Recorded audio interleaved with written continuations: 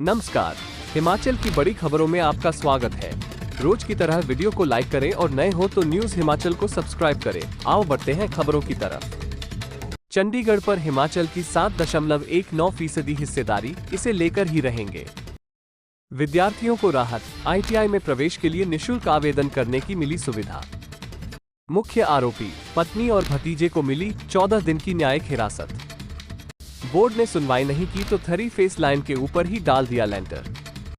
सड़क की अधिग्रहित भूमि और सेटबैक पर लागू नहीं होता अदालत का अंतरिम आदेश।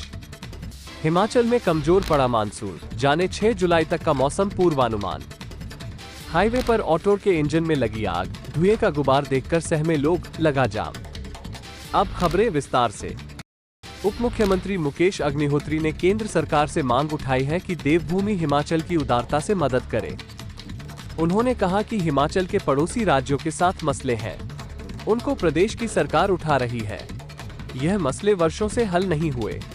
उन्होंने कहा कि चंडीगढ़ पर 7.19% हिमाचल प्रदेश का हिस्सा है, इसलिए ये हिस्सा हिमाचल को मिलना चाहिए। कहा कि पंजाब अपना अधिकार बताए, हमें आपत्ति नहीं। लेकिन जब चंडीगढ़ बना तभी से इस बात को कहा गया कि इसमें हिमाचल प्रदेश का हिस्सा है। ऊना में जारी बयान में अग्निहोत्री ने कहा कि हिमाचल का जो अधिकार है वो लेकर रहेंगे। मुकेश अग्निहोत्री ने कहा कि इसके लिए वरिष्ठ मंत्री चंद्र कुमार के नेतृत्व में कैबिनेट की कमेटी बनी है, वो पूरे मसले पर अपनी रिपोर्ट देगी, उसके बाद हम आगे की कार्रवाई करेंगे। अग्निहोत्री ने कहा कि हम अपने आर्थिक संसाधन बढ़ाना चाहते हैं, इसलिए वाटर सेस लगाया है। कहा कि केंद्र ने BBMB में पानी उठाने को लेकर NOC की शर्त हिमाचल के लिए खत्म की है।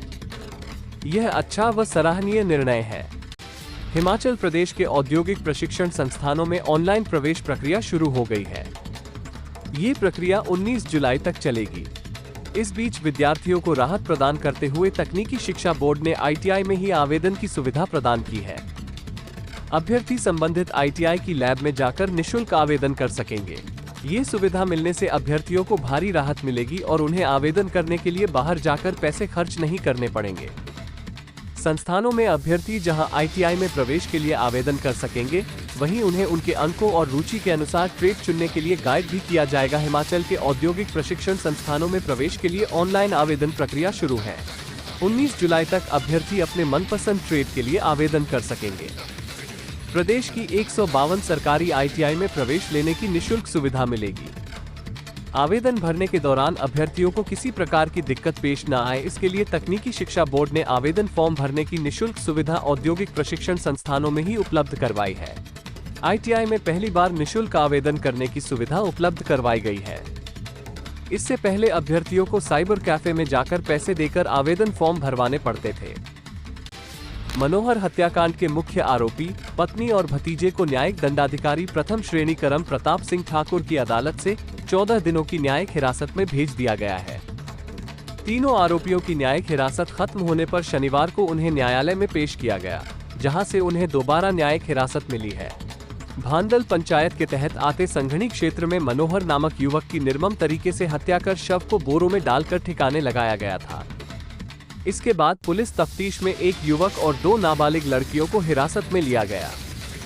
पूछताछ के बाद युवक को गिरफ्तार कर लिया गया। न्यायालय में पेश करने पर उसे रिमांड पर भेजा गया। बाद में पुलिस ने हत्या के मामले में मुख्य आरोपी मुसाफिर हुसैन और उसकी पत्नी फरीदा बेगम को पकड़कर न्यायालय में पेश किया। यहां से उन्हें 3 दिन की पुलिस रिमांड पर भेजा गया। तीनों का पुलिस रिमांड सोमवार को खत्म होने पर उन्हें पुलिस के कड़े पहरे में न्यायिक दंडाधिकारी प्रथम श्रेणी करम प्रताप सिंह ठाकुर की अदालत में पेश किया गया। यहां से उन्हें 1 जुलाई 2023 तक न्यायिक हिरासत में मिली। शनिवार को पुनः हत्या के तीनों आरोपियों को न्यायालय में पेश किया गया, जहां से 14 दिनों की न्यायिक हिरासत में भेजा गया है। चुराह विधानसभा क्षेत्र में विद्युत बोर्ड प्रबंधन की बड़ी लापरवाही और व्यक्ति की कारगुजारी ने सबको दंग कर दिया है। देहरा पंचायत के तहत आते एक गांव में ग्रामीण तिलक ने अपने मकान के भीतर से ही बिजली की 3 फेस लाइन गुजार दी है। ग्रामीण ने मकान निर्माण के दौरान बिजली बोर्ड से विद्युत लाइन को ऊंचा उठाने या बदलने का आग्रह किया था। इस पर कोई सुनवाई न हुई तो बिजली लाइन के ऊपर ही लेंटर डाल दिया। मामला सामने आने के बाद अधिकारियों के हाथ पांव फूल गए हैं। विद्युत बोर्ड के जूनियर इंजीनियर को नोटिस जारी कर जवाब मांगा है।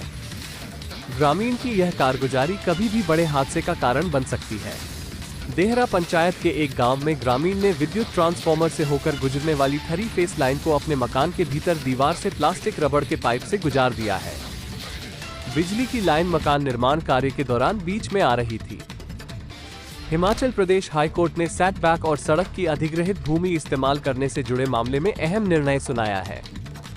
अदालत ने कहा कि सड़क की अधिग्रहित भूमि और सेटबैक पर अदालत का अंतरिम आदेश लागू नहीं होता है। न्यायाधीश विवेक सिंह ठाकुर ने याचिकाकर्ता संदीप कुमार की याचिका को खारिज करते हुए यह निर्णय सुनाया।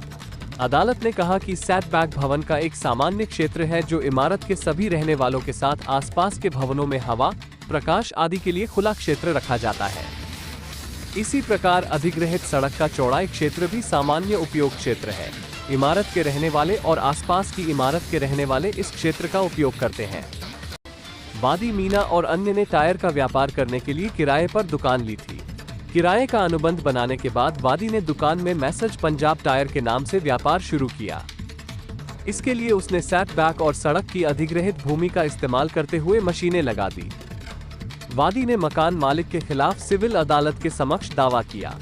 मकान मालिक को सेटबैक और सड़क की अधिग्रहित भूमि के इस्तेमाल करने के लिए हस्तक्षेप करने से रोका जाए। अदालत को बताया गया कि मकान मालिक सेटबैक और सड़क की अधिग्रहित भूमि गाड़ी खड़ी कर इस क्षेत्र को इस्तेमाल करने से रोक रहा है। हिमाचल प्रदेश में मानसून कमजोर पड़ गया है। शनिवार को राजधानी शिमला सहित प्रदेश के अधिकांश क्षेत्रों में मौसम साफ रहा। रविवार को भी मौसम साफ बना रहने का पूर्वानुमान है। मौसम विज्ञान केंद्र शिमला के अनुसार आगामी 3-4 दिनों तक मौसम सामान्य बना रहेगा। इस दौरान कुछ भागों में बारिश हो सकती है। शनिवार को राजधानी शिमला में हल्के बादल छाए रहने के साथ मौसम साफ रहा। दोपहर के समय शहर में बूंदाबांदी हुई।